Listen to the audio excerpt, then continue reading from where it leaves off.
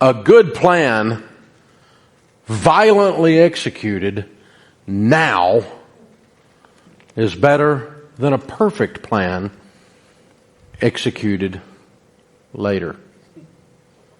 General George Patton. If you're going to go into battle, you need a plan. If you're going to win a football game, you need a game plan. And that's what we're doing tonight with you guys here in the room and those 40,000 or so of you watching around the world. Thank you for joining us. This is all about putting together a game plan. It turns out that after all these years of running a business now with about 1,000 folks on our team, which is 1,000 opportunities for somebody to be pissed off at each other, after trying to put together strategies and trying to understand how all this business stuff works and studying really successful people in history and getting to know some really successful people, it turns out that as I watch people go from nothing to baby steps millionaires, none of them say it was an accident. Success was an accident. They never go up to the guy at the end of the Super Bowl and the confetti's going off and the little reporter runs out and says, "So what happened?" He says, "I have no idea. I just get off the bus and this just happened." Winning at anything is not an accident. And in most cases, it is a violently executed plan that is somewhat imperfect, but by God, you did it. You stepped up, you punched it in the nose, and you took your life by the ears and said, "You're going to behave." A violently executed plan. A plan executed with passion and belief that causes you to sacrifice to win. Because nobody really wins without sacrifice. I mean, all those times you bought a lottery ticket and didn't win, and then you got one that won, that was all the sacrifice. And that seems somewhat random, and it is somewhat random, and it's pretty much stupid. But even when you win at something like that, it's not as random, as much of a lightning strike as you feel like it is. Winning is a series of behaviors, habits, decisions, implementations, the cumulative effect of a life well lived. So with the right plan, your life can change. And you'd be amazed at how much it can change in just 90 days. I mean, you can really violently execute the plan, and within 90 days, you're going to see a big thing change. University of Scranton found that 92% of people never achieve their New Year's goals. It's why January 1st, the gym is packed, you can't get in, and by Valentine's Day, there's a Stairmaster for miles, right? You don't have to do a Dateline investigation to figure out what happened here. People had weak goals. They had unclear motivation, they had a vague plan, and they didn't develop habits to help them get there. That was me. And I'm sure we've all been there. For the longest time, I just thought, I'm just not wired for goals, right? It's for a certain type of person. It's for the Dave Ramseys and the Christy Wrights who just get up and just attack the day, and they wake up at 5 a.m. and they have their quiet time and they go and run and they help out at the nursing home on the weekends and they have great deep relationships. Their marriages are incredible. They read thousands of books a year, and it's just not in the cards for me. What about goals for the rest of us? For the average everyday people who can't just crush it and charge hell with a water pistol, right? I needed something more than that. But here's what I know about goals. We are all designed for personal growth. Every human on this earth is designed to grow. But we're also prone to failure and apathy and laziness and Oreos and shame and guilt and frustration and distractions. The list goes on. And what George of 2013 didn't know was that he was a few crayons short of a full box when it came to goal setting, right? I didn't have the full picture. But in the last 8 years here at Ramsey, I have learned so much from Dave Ramsey, from Christy Wright, from the Entree leadership team, from our principals, and I actually achieved a whole bunch of goals, especially in the area of money. In those 8 years, I paid off $36,000 of student loan debt. I paid off $4,000 of credit card debt and became completely debt-free. I started saving for emergencies. I started investing for the future. And I thought, okay, I guess I can accomplish goals. But you need a secret sauce, and I'm excited to share that with you tonight. And a good goal should scare you a little bit. We're not special, we're not rich, we're not masterminds. We just followed a proven process, and we got a handle on what it takes to achieve a goal. And that's what I want to talk to you guys today. And here's what it takes. There are 3 keys to setting goals and seeing success. The first key is to know your why. Know your why. Why are you doing this? You need to create a vision for your life. Before you set any goals, you've got to have a vision. Proverbs 29:18 says, where there is no vision, the people perish. And now, I don't know a lot of old-timey language, so I looked up what the word perish means. To die or be destroyed, especially in a violent or untimely manner. Dang, Bible. Why so serious? The Bible literally says if you don't have a vision, you're roadkill. Splat. You've got to have a vision. You've got to have a huge why and a vision behind your goal, because that's going to give you a real reason to do it. That's going to be the engine that fuels this thing. So ask yourself, where are you going and why are you going there? And that why, that can open a whole can of worms. Because a lot of times you'll realize you've got real bad motivations. You're trying to keep up. You're trying to do it for the gram. You're trying to cover up insecurities. You're trying to perform and please others. That is a bad plan. We need good motivations. We need big whys. I heard someone on Debt Free Screams today. I want to change my family tree. I want to leave a different legacy. I want to retire early. I want to give outrageously. I want to lead a healthy life and be able to play with my grandkids. Those are good motivations. And if you want a good motive and you want a big enough why, you need to attach a so that to your goals. I didn't make this up. One of the taglines for this place is live like no one else so that later you can live and give like no one else. You all memorized it, and you may not know that so that is really important. That is the vision. That is the why. You got to have a bigger picture for your life, the picture of the person you want to become, your future self. And if you want to take this a step deeper, there's this new thing out there that's really cool, and it's called identity-based goals. And James Clear talks about this in his book, Atomic Habits. And here's what it says. Don't focus on performance. Don't focus on accomplishments and achievements. Focus on the person that you want to become, the person you're becoming. Identity-based goals tap into a deep motivation that will transform you. Transformation is way deeper than just achieving a goal. James Clear says you need to decide who you want to be and then take small steps to get there. You know, small steps, that kind of sounds familiar, doesn't it? Kind of reminds me of baby steps. I think Dave Ramsey's onto something. This thing just might work. So as you're considering which goals to set, ask yourself why you want to achieve this goal. Decide what kind of person you want to be and attach a so that to make it powerful. And then you can start to become the type of person who says no to debt, who pays cash for things, who eats healthy, who works out regularly. Now, we got to be realistic here. I'm not going to become Dwayne "The Rock" Johnson because I shave my head and get a spray tan and start working out a lot, right? I can't become 6'2". The doctor says there's still hope. I'm 92% there, just math-wise. One of my favorite bands, the Avett Brothers, they have a lyric that says this: decide what to be and go be it. And a lot of times we overcomplicate goals. We have excuses, but that's really what it comes down to. Once we have that powerful why, then we can move on to step 2, which is make a plan. Dave Ramsey says goals are visions and dreams with work clothes on. And now it's time to get to work. You need to have goals in these areas. We call it the wheel of life, coined by the great Zig Ziglar. You've got to have goals that are in the physical realm, intellectual, career, social, financial, family, and spiritual. Picture this wheel as the wheel of a bicycle. And there's spokes within each wheel. And if one of those spokes becomes weak or becomes damaged, you get what's called a flat tire. And that's dangerous, that's inefficient, because when your life gets unbalanced, it's really unhealthy. Right? If you never skip leg day, but you skip all of your kids' soccer practices, you become a really strong dude and a really weak dad. And let me tell you, I don't have kids yet, but I skip leg day all the time. And I get it, parents. I know what you go through because I am a dog dad. Okay? So I'm on the right track with this dad stuff.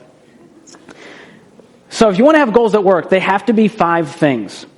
A good goal must be specific, must be measurable, must have a time limit, must be yours, and must be in writing. So let's unpack these. These are non-negotiables for a good goal. So 1 and 2, specific and measurable. You want to lose weight? Wonderful. You want to pay off debt? Great. That's not a goal. How much? Give me a number. $36,000. Great. Now we're cooking with gas. We've got that. Now we got to figure out when. You want to lose weight? You want to pay off debt? Great. When do you want to do that? 2 years. All right. Now we have a time limit. And now here's what happens. Sixth grade math starts to kick in. And you don't need to know the Pythagorean theorem. It's just basic division. We've got to reverse engineer this goal. We've got to do some backwards planning to figure out what this is going to take. I want to pay off $36,000 of debt in 2 years. Great. Now we can do some math. That's $18,000 a year. That's $1,500 a month. That's $346 a week. Now some of you are saying, George, that's great. Math is wonderful, but I don't have an extra $1,500 a month to pay off debt. Settle down. Dave Ramsey's going to be up here momentarily, and he's going to show you the game plan to actually get there and how to create that margin in your life through budgeting and all kinds of things. So divide out what it takes to get to where you want to go. Me and my wife did this before we ever owned a home. We were still in our apartment. We would jump on the Ramsey mortgage payoff calculator, and we'd start to dream up, hey, what is this going to take, mathematics-wise, to pay off our house early? Oh, it's going to take thousands of extra dollars a month towards our mortgage, which means we've got to create a lot of margin. So you've got to figure out what it takes to get there. Number 4, the goal must be yours. Not your mom's, not your wife's, especially not your mother-in-law's. Listen, you married her baby. You are never going to be good enough for her, okay? Don't do this. Do a goal because it's yours, because it's birthed out of your visions and your dreams. You've got to own this thing. Number 5, the goal must be in writing. Goals aren't goals until they're written down. Right? You got to type it out, write it out. Maybe you hang it up underneath your rearview mirror in your car. Maybe you put it on your bathroom mirror. Maybe you hang it beneath your live, laugh, persevere sign in your kitchen. Do whatever you got to do, but you've got to be able to see this goal regularly to remind yourself and remind yourself of the why.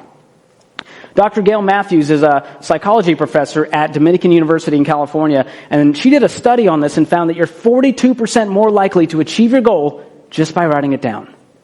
So there you go. There's your life hack for the day. Write down your goal, and you are halfway closer to getting there. Here's a shameless plug for Christy Wright's 2022 Goal Planner, which you can get right now if you want to really go deeper into this. And also a shameless plug for my product that was not released, George Camel's Dream Journal.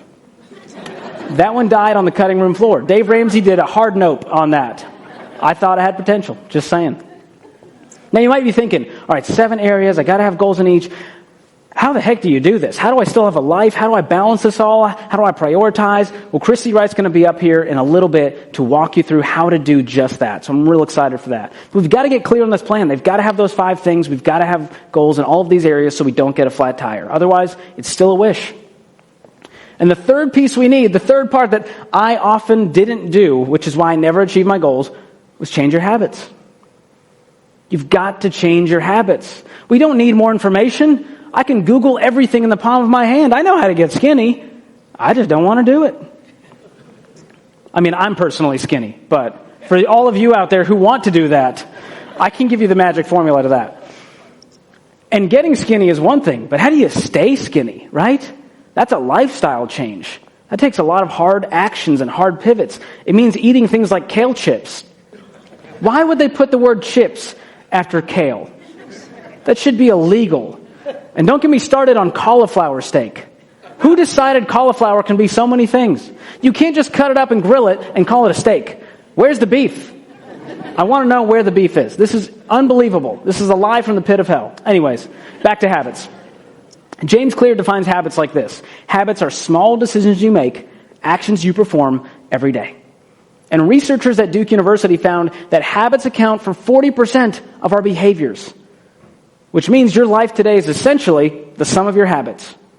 Good or bad. Some of you have great ones. Some of you need to break some. Some of you need to create some. We've got to create these smaller, consistent habits to help us achieve our goals. Right? That's why we have the baby steps. They're small, incremental steps you can take. So if you want to create a habit of saving, you might need to change a habit of spending. What I found is that, we teach a lot about investing around here, and we talk about compound interest. When your money makes money over time. It's a long game. And habits are the same way. Habits compound, I found. Right? If you go out to eat one time, you're not going to go broke. You go out to eat every single day, you will get broke in a month. And if you eat one slice of pizza, you'll be okay. You're not going to get fat. But eat pizza every day for a month, and you will. It's amazing how that works. Compound habits. One of the biggest reasons I failed at my goals personally is that I was so focused on the finish line. I was so focused on the outcome, and I got tripped up.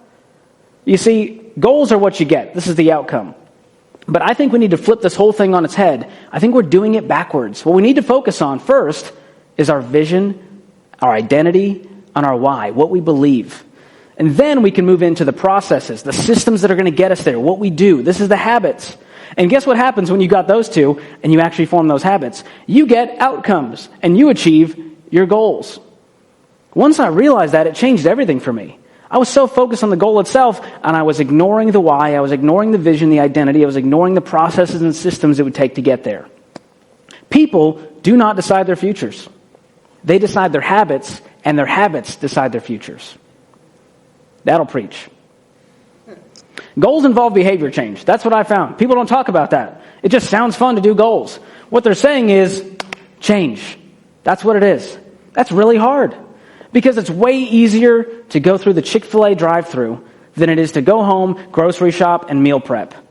Right? It is their pleasure to serve me at the Chick-fil-A drive-thru. Meal prepping is no one's pleasure. No one gets pleasure out of that, right? And psychologists Don Kelly and Daryl Conner, they came up with this emotional cycle of change that is fascinating. And I'm going to run it through this idea of debt payoff. There's 5 stages to this. It starts with uninformed optimism. This is where you watch a debt-free scream and you go, oh, babe, we could do that. We could be debt-free. We're going to go to Nashville and scream on the debt-free stage. It's going to be awesome. This is the most exciting stage. You've imagined all of the benefits and experienced none of the costs. You've got a year's supply of rice and beans. You got gazelle intensity. Your alarm clock is just Dave Ramsey yelling at you. You are fired up. You are ready to go. But that phase is short-lived, unfortunately. And you move into informed pessimism. This is where you learn the reality of what it takes to change. You start to question if it's worth it. Oh gosh, we got to cut the sports channels. We got to cut cable. We got to stop eating out. We got to start doing this budgeting thing. I have to skip brunch with the boys. Are you kidding me? This is hard. This is the part where you realize that it takes some sacrifice to change.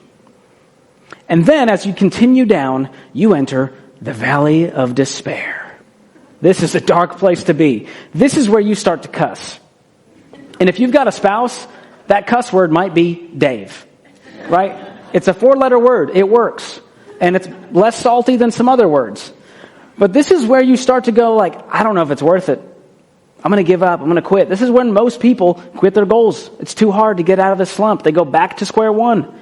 They get deflated. You feel shame. You feel guilt. You go, of course you failed. You always fail. You'll never achieve your goals. This is just like you, isn't it? And you go, yeah, it is. I'm going to go eat some Oreos and wallow, right? This is most of America. This is how we treat goals. But if you power through this and you realize I'm going to get back up, failure is okay. I can do this thing. I can budget. You get to informed optimism. This is where you see some light at the end of the tunnel and you realize it's not an oncoming train. This thing just might work out. You start to get a little more excited. You start to see the power of the debt snowball and you start to actually budge and go, oh my gosh, we can create margin. We have money left over. And once you do that, you get to success. This is the part we all dream about. This is the debt-free scream on the stage right above me. You realize the cost of change is worth it. And the actions that were once uncomfortable are now routine. So here's what I want to tell you about the cycle of change. Know that it's coming. There are no shortcuts. You don't just get to frog leap from uninformed optimism over to success. I wish it was that easy.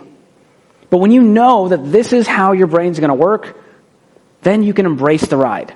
Know that you're going to lose motivation. That's why you shouldn't rely on it. You should rely on discipline. This is where you go, there's going to be distractions. There's going to be roadblocks. I'm going to have excuses. But be aware of it. Get above it and power through. And here's how you power through. I'm not saying just pull yourself up by the bootstraps. I'm saying use your big why to power through.